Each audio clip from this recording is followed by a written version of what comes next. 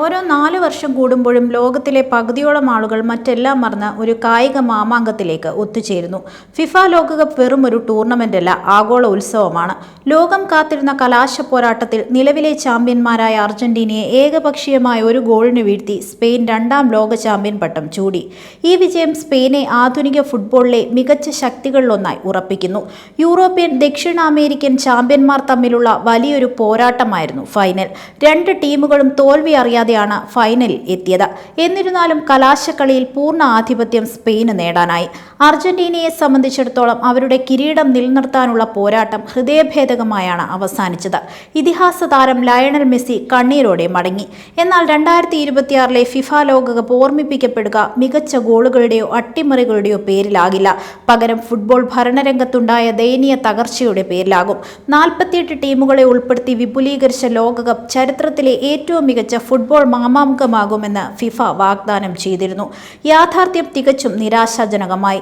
ആതിഥേയ രാജ്യത്തിന് സാമ്പത്തിക രാഷ്ട്രീയ സ്വാധീനമുണ്ടെങ്കിൽ ഫിഫയുടെ അടിസ്ഥാന നിയമങ്ങൾ പോലും കാറ്റിൽ പറക്കുമെന്ന് ഈ ടൂർണമെന്റ് ലോകത്തെ പഠിപ്പിച്ചു.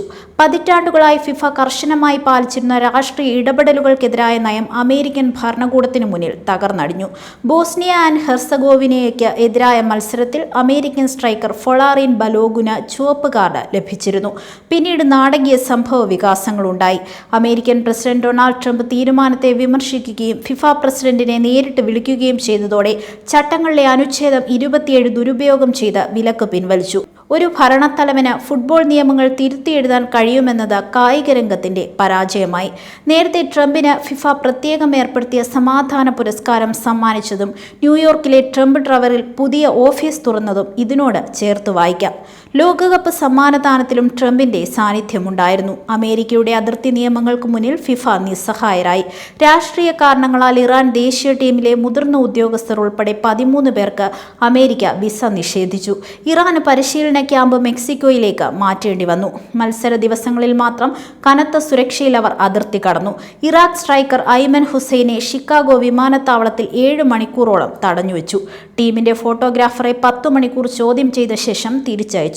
ഫിഫ നിയമിച്ച സൊമാലിയൻ റഫറി ഒമർ അൽത്താനെ മിയാമി വിമാനത്താവളത്തിൽ തടയുകയും നാട്ടിലേക്ക് മടക്കി അയക്കുകയും ചെയ്തു.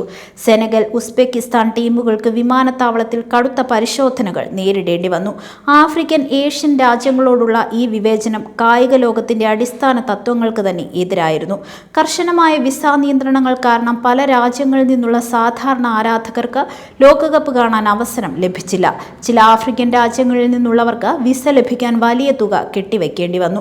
ടിക്കറ്റ് നിരക്കുകളിലെ വൻ വർധന ഫുട്ബോളിനെ സമ്പന്നരുടെ മാത്രം വിനോദമാക്കി. പണവും പാശ്ചാത്യ പൗരത്വവും ലോകകപ്പ് കാണാനുള്ള പ്രധാന മാനദണ്ഡമായി മാറി. സാമ്പത്തികമായി ശക്തരായ പാശ്ചാത്യ രാജ്യങ്ങളിൽ ടൂർണമെന്റ് എത്തുമ്പോൾ റഫറിയുടെ തീരുമാനങ്ങൾ മുതൽ അതിർത്തി നിയമങ്ങൾ വരെ തങ്ങൾക്ക് അനുകൂലമായി മാറ്റിയെഴുതാൻ സാധിക്കുമെന്ന് വെളിപ്പെടുത്തുന്നതായി ലോകകപ്പ് മാറി. ഉക്രൈൻ യുദ്ധത്തിന്റെ പേരിൽ റഷ്യ വിലക്കപ്പെട്ടപ്പോൾ ഗാസയിലെ വംശഹത്യയുടെ പേരിൽ ഇസ്രയേലിനെ വിലക്കാൻ ഫിഫ തയ്യാറാകുന്നില്ല. ഇറാനിൽ ആക്രമണം തുടരുന്ന US ഫിഫയുടെ കണ്ണിൽ പെടുന്നില്ല.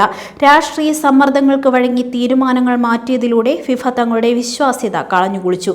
ആധുനിക കാലത്ത് വൻകിട രാജ്യങ്ങൾ ഫിഫയുടെ നിയമങ്ങൾക്ക് മുകളിലാണെന്ന യാഥാർത്ഥ്യം ഫുട്ബോളിന്റെ ഭാവിയെക്കുറിച്ച് തന്നെ വലിയ ആശങ്കകൾ ഉയർത്തുന്നു.